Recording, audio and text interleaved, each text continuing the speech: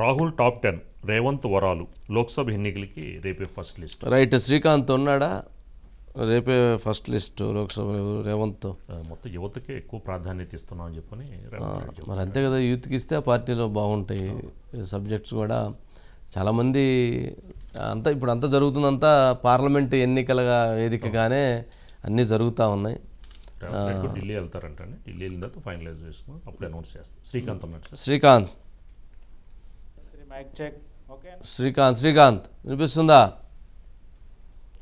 వినిపిస్తుందా?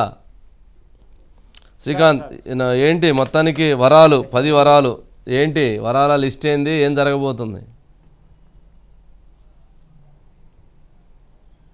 సార్? మొత్తానికి రేవంత్ పాలన చూసుకుంటే ఇప్పటికైనా ఇందిరమ్మ ఏదైతే 90 రోజుల పాలన రెఫరెండంగా మాకు పార్లమెంటులో ప్రజలు పట్టం కట్టండి అని ఆయన బహిరంగానే ప్రజలకు పిలుపునివ్వడం జరిగింది సార్. ఆయన ఇప్పటికి ఏదైతే 6 గ్యారెంటీలు చెప్పారో 13 హామీలు అవి నెరవేరుస్తూ వస్తున్నాం అది ఇప్పటికే ప్రకటిస్తూ వస్తుంది గవర్నమెంటు.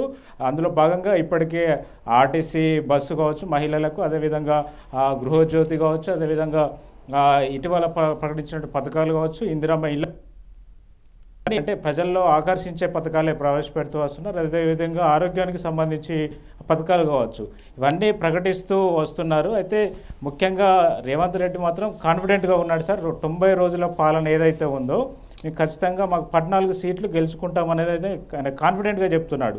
ఈరోజు ఈ కొద్దిసేపటి క్రితం మహబూబ్ నగర్లో జరిగిన అది బహిరంగ సమావేశంలో కూడా ఆయన స్పష్టం చేయడం జరిగింది. ఇందిరమ్మ రాజ్యంలో ప్రజలందరికీ సంక్షేమాలు అందిస్తున్నాం, మేము అందిస్తే పాలన రెఫరెండంగా మీరు ఇవ్వండి, ఈ పాలమూరు బిడ్డకు మీరే ప్రజలే అండగా ఉండాలని చెప్పి ఆయన ఒక పిలుపునివ్వడం జరిగింది.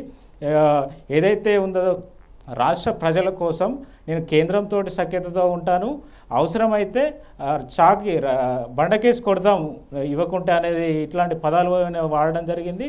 ఇటు ప్రతిపక్షాన్ని డిఫెన్స్లో పడేస్తూనే ఇటు ప్రజలకు చేరువయ్యే విధంగా ఆయన మార్కు మాత్రం చూపిస్తూ వస్తున్నారని కూడా ఇక్కడ చెప్పుకోవచ్చు సార్. ప్రధానంగా ఇప్పుడు ఏదైతే ఏఐసిసి రేపు ఎలక్షన్ కమిషన్ కీలక భేటీ ఉంది సార్ రేపు ఢిల్లీలో.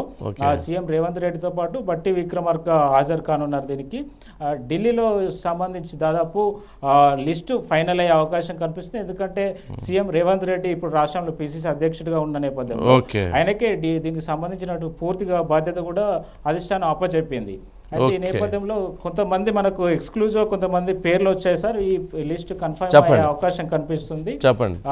ఒకసారి మీకు వినిపిస్తారు. మహబూబ్ నగర్ నుంచి చల్ల వంశీ చంద్రెడ్డి ఇప్పటికే రేవంత్ రెడ్డి ప్రకటించారు.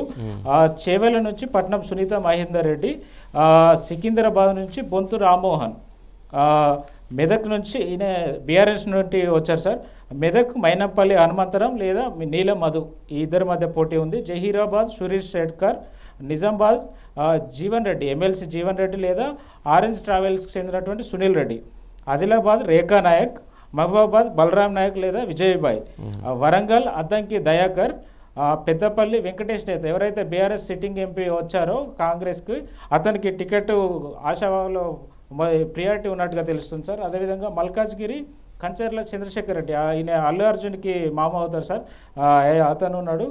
ఖమ్మం నుంచి పొంగులేటి ప్రసాద్ రెడ్డి లేదా మల్లు నందిని అంటే పొంగులేటి శ్రీనివాసరెడ్డి తమ్ముడు లేదా బట్టి విక్రమార్క సతీమణి, హైదరాబాద్ సమీరుల్లా ఖాన్ లేదా ఎంబిటితో పొత్తుండే అవకాశం కనిపిస్తుంది. నాగర్ కర్నూలు సంపత్ కుమార్, మల్లు రవి, వీరిద్దరి మధ్య పోటీ నెలకొంది. ముఖ్యంగా నల్గొండలో జానారెడ్డి లేదా పటేల్ రమేష్ రెడ్డి, వీరిద్దరి పేరే ప్రధానంగా ఏఐసిసికి ఇచ్చినట్టు తెలుస్తుంది. భువనగిరి చామల కిరణ్ రెడ్డి, కరీంనగర్ అల్గిరెడ్డి ప్రవీణ్ రెడ్డి లేదా రాజేందర్ రావు, ఈ పేర్లు రేపు ఇందులో కన్ఫామ్గా కొన్ని పేర్లు అయితే కన్ఫామ్ అయ్యే ఛాన్స్ ఉంది సార్. ఈ పేర్లను అధిష్టానం ముందు పెట్టనున్నారు. దీని మీద పూర్తిగా మాత్రం రేవంత్ రెడ్డి దీన్ని మానిటరింగ్ చేస్తున్నారు sir. Right Srikanth, right. Thank you.